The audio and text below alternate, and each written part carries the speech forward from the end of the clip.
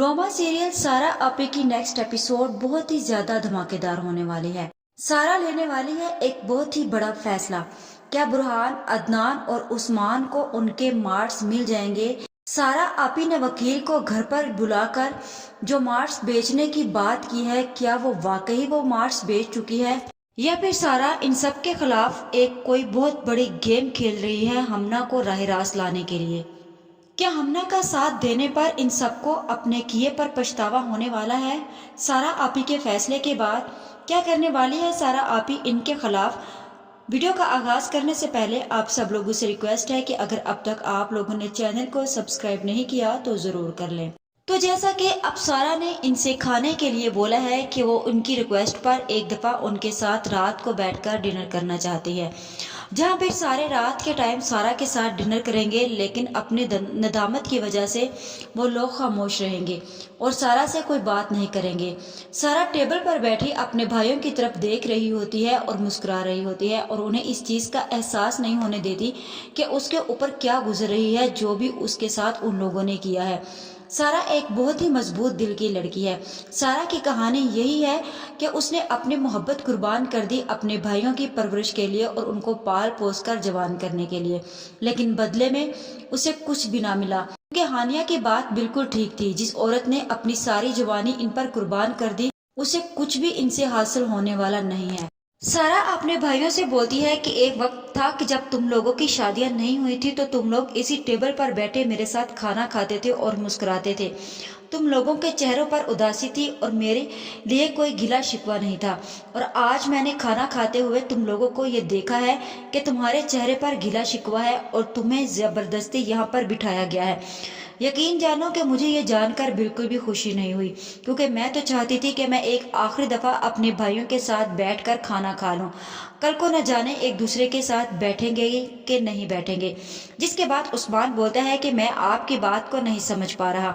सारा बोलेगी कि तुम बहुत जल्द समझ जाओगे उस्मान, क्योंकि तुम अब बच्चे नहीं रहे और ना ही तुम्हारी बीवी ने तुम्हें बच्चा रहने दिया है। उसने तुम्हें बहुत कुछ सिखा दिया है, क्योंकि तुम छोटे थे और अब तुम्हारी बातें अदनान और बुरहान से भी ज्यादा बड़ी लगती हैं और लगता है कि जैसे अब तुम इन दोनों भाइयों से बड़े हो चुके हो और तुम बड़े भाई ही लगते हो मुझे, क्योंकि तुम्हारे पास जो बातें और दलीलें हैं वो तो मैं सुनकर भी हैरान रह गई हूँ। जैसे ही खाना खत्म होता है तो ये सारे भाई जाकर ड्राइंग रूम में बैठ जाते हैं और आपस में बातें करने लग जाते हैं और सोचते हैं कि आखिर अब करे तो क्या करें, क्योंकि आपी ने तो मार्ट बेच दिए हैं। अब आपी के खिलाफ हम क्या कर सकते हैं? उस्मान बोलता है कि मैं सोच भी नहीं सकता था कि आपी हमारे साथ ऐसे करेंगी। अभी ये तीनों बैठे बातें ही कर रहे होते हैं कि ऊपर से हमना भी आ जाती है, क्योंकि हमना तो इनको पहले ही शय देती है और उन्हें जहाँ पर रास्ता नजर नहीं आता उन्हें और भी गलत रास्ता दिखाती है। जहाँ फिर उस्मान के माइंड में ये बात डाल देगी कि अब अगर आप ही ने ये सब कुछ कर ही लिया है और हमें कुछ नहीं दे रही तो हम कोर्ट जाएंगे और कोर्ट जाकर उनसे अपना हक मांगेंगे। लेकिन हमना और इन लोगों को ये नहीं पता कि उनके हक में सिर्फ उनके अब्बा के मकान की जो जायदाद आती है उसमें से उनका कुछ भी नहीं बनने वाला। अगर वही जायदाद उस्मान के नाम होती तो हमना कभी भी उस्मान से शादी ना करती। लेकिन मुझे ऐसे ही लगता है कि जैसे सारा आप ही ने ये सच में ही मार बेच दी है, क्योंकि अब उनको अपनी जायदाद से भी बेदखल कर देगी और उनको वही जायदाद मिलेगी जो उनके अब्बा ने उनके नाम पर की है। जिसके बाद हमना तो उस्मान से जान छुड़ाएगी, क्योंकि उस्मान के हिस्से में वो जायदाद इतनी भी नहीं होगी कि हमना की पसंद का एक सूट भी वो खरीद पाए। इसलिए हमना की यही कोशिश होगी वो किसी न किसी तरह से उस्मान से जान छुड़वाए, क्योंकि वो तो एक अमीर कबीर बाप की बेटी ठहरी और वो आयशो इशरत में पली बढ़ी है। उसे इस किस्म की तंगियां पसंद नहीं होंगी, उसे इस किस्म की तंगियां हरगिज भी पसंद नहीं होगी। जिसके बाद उस्मान की तो आंखें खुल जाएंगी कि हमना जो इसे इस रास्ते पर लाई थी आज वही बुरे वक्त में उसका साथ छोड़ गई। जिसके बाद उस्मान को तो अपनी आपी की याद आएगी और उसे एहसास होगा कि उसने अपनी बीवी के पीछे लगकर बहुत ही ज्यादा गलत कर दिया है अपनी आपी के साथ। जहां दूसरी तरफ नरमीन भी अदनान से इस बारे में पूछती है कि आपी क्या कह रही थी। अदनान बोलता है कि आपी ने जो कुछ भी कहा है वो हम सब के लिए अब ठीक नहीं है। अब मुझे लगता है कि हम सबको इस घर से जाना ही पड़ेगा, क्योंकि आपी ने जितने भी मार्क्स थे वो तीनों बेच दिए हैं और अब हमारे पास कुछ भी नहीं बचा। और अब मुझे लगता है कि हमें घर छोड़ना पड़ेगा, क्योंकि आपी ने वाज़िया और साफ लफ्ज़ों में बोल दिया है کہ کل یہاں پر کوئی بھی نہیں رہے گا، صرف وہی رہے گا جو زیادہ طاقتور ہے۔ میرے میں تو ہمت نہیں ہے کہ میں آپ ہی کا مقابلہ کر سکوں۔ جس کے بعد نرمین کو یہ بات واضح ہو جائے گی اور وہ عدنان سے بولے گی کہ اب ہم کیا کریں گے؟ اگر ہم اس گھر سے نکل گئے اور ہمیں اس گھر سے نکال دیا گیا تو ہم کہاں جائیں گے؟ تم نے سوچا ہے کبھی عدنان کیا ہوگا ہمارا؟ عدنان بولے گا کہ اسی لیے میں تم لوگوں سے کہتا تھا کہ آپ ہی کے خلاف مت جاؤ، ہمیں ہماری ضرورتوں کے مطابق مل تو رہا ہے، اور آپ ہی اتنی بھی بری نہیں ہے کہ کل کو ہمارے بچے ہوتے تو وہ ہمارا ساتھ نہیں دیتی۔ اگر انہوں نے ہمیں ماں بن کر پالا ہے اور وہ اپنے اولاد کو کیسے دکھ اور تکلیف میں دے سکتی ہے؟ آپ لوگوں کو نہیں پتا، آپ لوگ جو ان کے خلاف سازش کر رہے ہو یہ بہت ہی زیادہ غلط ہے۔ نرمین بولتی ہے کہ آپ پھر شروع ہو گئے ہو عدنان، ابھی آپ کو سب نے سمجھایا تھا لیکن آپ نے پھر ایسا ہی شروع کر دیا جس بات سے ہم سب لوگ ڈر رہے تھے۔ عدنان نرمین سے بولتا ہے کہ فی الحال تم خاموش ہو جاؤ، میں اس وقت بہت زیادہ پریشان ہوں، مجھے یہ سوچ سوچ کر پریشانی ہو رہی ہے کہ اگر آپ ہی نے ہمیں گھر سے نکال دیا تو ہم کہاں جائیں گے؟ ہمارے پاس تو کوئی مکان بھی نہیں ہے جس میں ہم جا کر رہیں۔ ہمنا اور عثمان کی بھی دوسری طرف بحث ہو رہی ہوتی ہے سارا کو لے کر۔ ہمنا بولتی ہے کہ تم لوگوں کی آپی سے یہ بات برداشت ہی نہیں ہوئی کہ تم لوگ اپنا حصہ مانگو، اسی لیے اس نے نہایت چلاکی اور ہوشیاری کے ساتھ وہ مارٹس بھیج دیے ہیں، لیکن تم فکر مت کرو، جب تم کورٹ جاؤ گے تو دیکھی جائے گی۔ عثمان ہمنا سے بولتا ہے کہ آپی نے ہمیں ساری زندگی استعمال کیا ہے، انہوں نے ہمیں اپنے مارٹس میں نوکر بنا کر رکھا اور ہمیں سیلری دیتی رہی، آج جب ہمارا وقت آیا ان سے اپنا حصہ لینے کا تو انہوں نے ہمیں منہ کے بل لا کر گرا دیا ہے۔ ایسا ہے تو ایسا ہی صحیح، میں بھی دیکھتا ہوں کہ مجھے کیسے اپنی بزنس اور گھر سے نکالتی ہے۔ میں نے کبھی سوچا نہیں تھا کہ میری بہن مجھے اس طرح یوں استعمال کر کے پھینک دے گی۔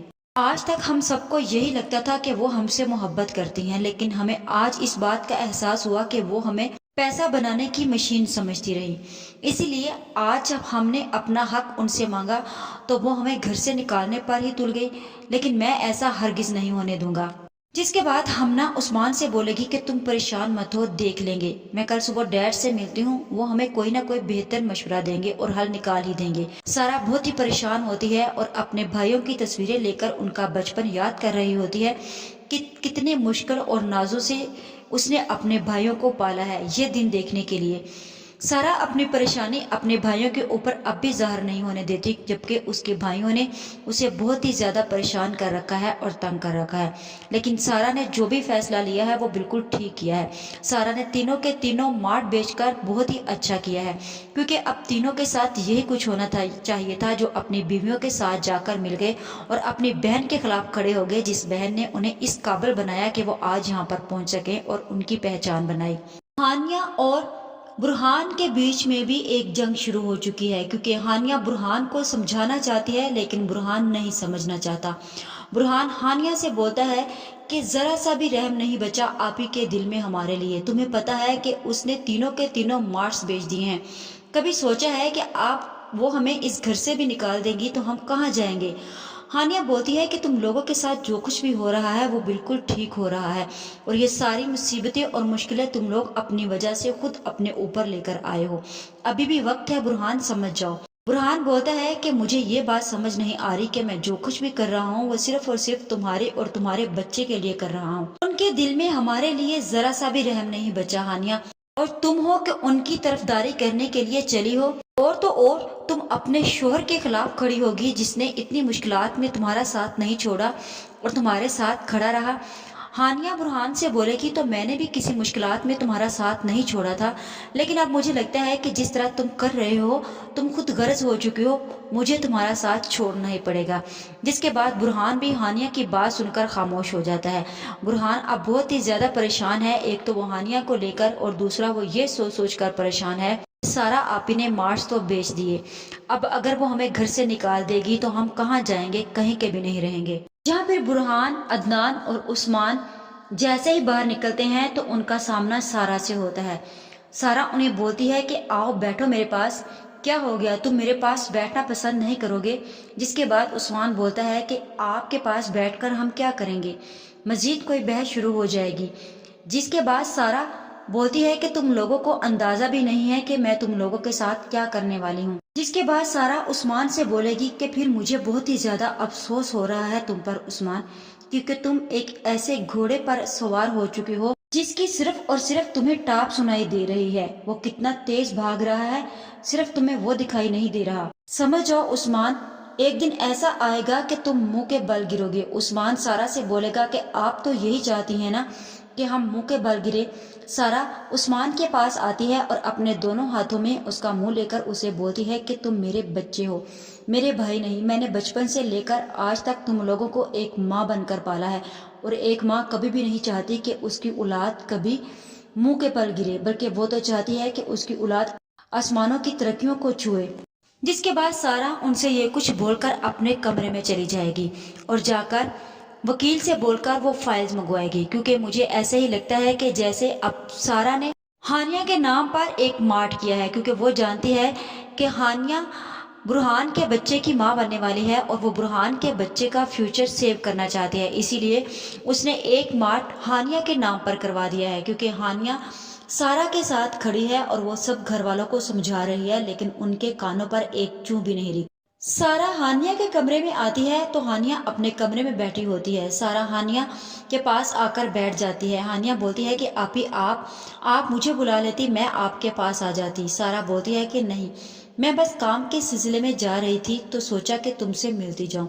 ہانیہ بولتی ہے کہ آپی، میں آپ سے شرمندہ ہوں، میں ان سب کو سمجھانے کے بعد بھی نہیں سمجھا پائی، لیکن یہ ہے کہ یہ لوگ کسی بات کو سمجھنا ہی نہیں چاہتے، لیکن میں آپ کے ساتھ کھڑی ہوں۔ مجھے پتا ہے کہ آپ اس وقت اکیلی ہیں، آپ کو پریشان ہونے کی ضرورت نہیں ہے، ایک وقت آئے گا کہ سب کچھ ٹھیک ہو جائے گا۔